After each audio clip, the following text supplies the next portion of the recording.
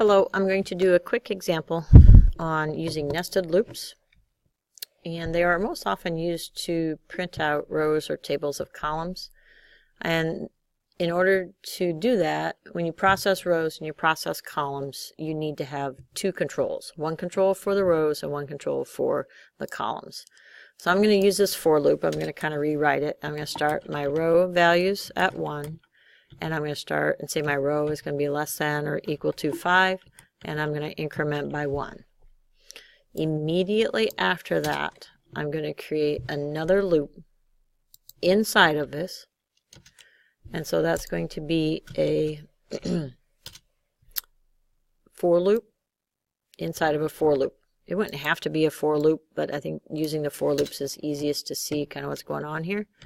So now I'm going to have a loop, but now this one's going to control the columns. So I've got rows and I got columns, and using my variable names descriptively there for this. And then I'm going to print out just a single character. So I'm going to do system.out.println, and I'm going to print a quote, or I mean an asterisk. When I do this, I'm going to close off my column, so that's the end of the column loop, and I'm going to close off my row loop, so here's the end of the row loop. If I were to execute this code, I would expect to get 5 by 4 or 20 asterisks. Now my intent is to try to print a rectangle.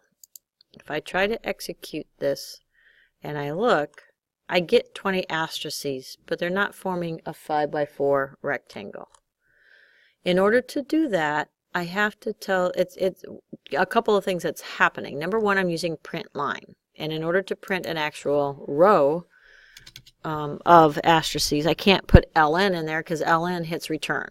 Okay, that's a end of line. So this way, I took out my end of line, so now that they shouldn't print going down the page, if I try to execute this code, I still get my 20 asterisks, but they went all the way across. So the trick here is that I have to be able to print my row and then press enter or hit return. And in order to do that, outside my row loop, but inside my, outside my column loop, but inside the row loop. So for every row, after I print the columns, I want to just go ahead and basically hit return or do print line, and I'm going to print a blank.